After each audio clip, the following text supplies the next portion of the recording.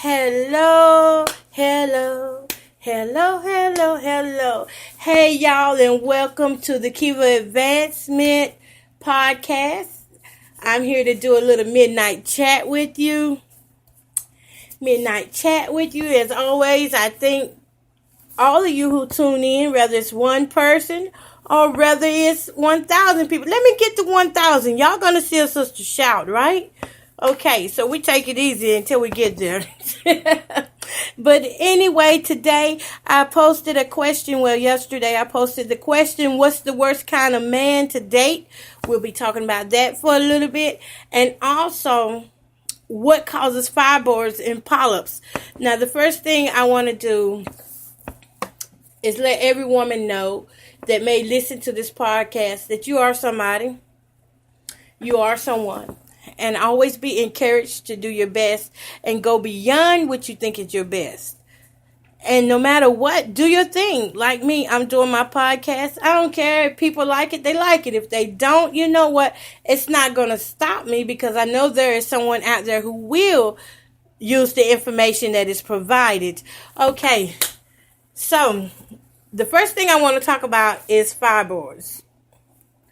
What causes fibroids and also polyps? And I'm actually going to be reading this article. I'm reading this article from My Sure Tissue Remover Simplified website. That's where I'm reading this article from. And it's so far it is consistent with what I have seen with women who do have fibroids. I know quite a few women who have fibroids and the polyps, and my mother being one who has fibroids and the polyps. And I mean, it gets really bad at times, and these women bleed. They bleed very heavy, and sometimes, they have to have blood transfusions. When it gets to that extent where you need blood transfusions, it's time to go in and try to get something more done than the pills. At first, they start you off with the pills. I do know that with the anti-hormone pills, they start you off with basically birth control to try to shrink it. And then if that doesn't work, if it comes back over and over, then they go to other things. But I tell you, women, you need to really get to the point where you know your body. I had to learn my body for my high blood pressure because I do have high blood pressure. And one thing I've learned is that you need to do an assessment of yourself at least every 3 months. Even if you do go to the doctors, you need to monitor your own health. Look, the doctors get paid to look at you.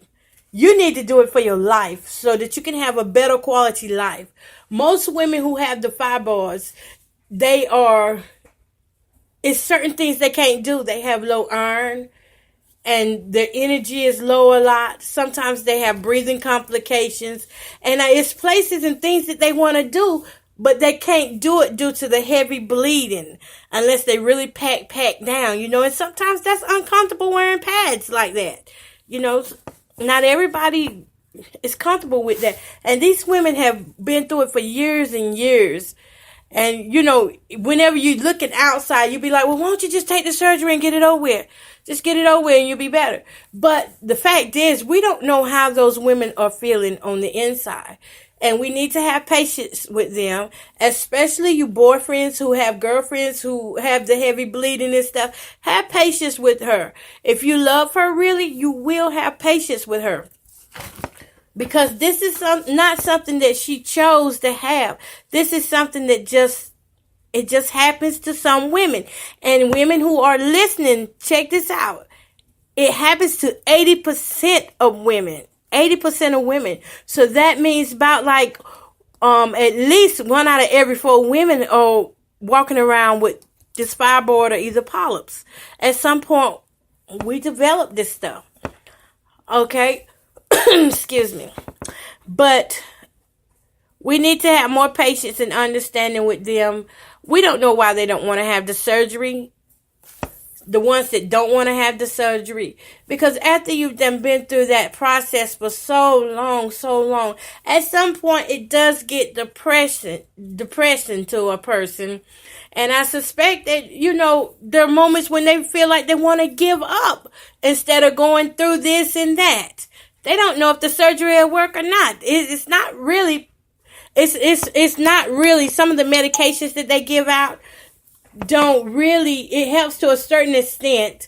And then, that after so many months, they have to go back and do it again. And even with the surgery to remove the polyps, that can even come back. And the fibroids can come back, even with surgeries. So we don't know what causes this. We just know that there are women out there who do have it, who do suffer with the heavy bleeding and pain. It's painful. A regular period is painful. But can you imagine bleeding for months and months at a time and never being able to stop, get a break in between there? That's what it's like for women who have fibroids and polyps. They don't get a break. Like a normal woman bleeds up to 5 to 7 days. 5 to 7 days. But these women who have these fibroids and polyps, they don't. They actually bleed longer. They bleed for months at a time. So when they get a break, they're just happy and blessed that they get a break in it. And not everybody responds to the anti-hormone treatments as well as others do. And if you're a smoker, that's especially dangerous to take the anti-hormones because you run the risk of having a stroke with those medications. They tell you if you're on birth controls, you don't need to be smoking because you can easily have a stroke with it because it has a lot to do with your blood pressure and blood flow. Okay? So what causes fibroids and polyps? I'm reading this from the article, by the way. You can always go back and check on my website, Kiva Advancement, and I have this up for the Kiva Advancement fans that want to come over on Facebook and see that, because this is July, the 7th month of the year. Ooh, yeah, the seventh month of the year, and this is Fibroids and Polyps Awareness Month. So this is why I am making you women out there and also your men aware of what goes on with a woman when she has this type of condition. Okay, so common causes for fibroids and polyps. There is no definitive cause of uterine fibroids and uterine polyps. However, medical experts agree that fibroids need female hormones, estrogen and progesterone, in order to grow. It is believed that uterine polyps are estrogen sensitive.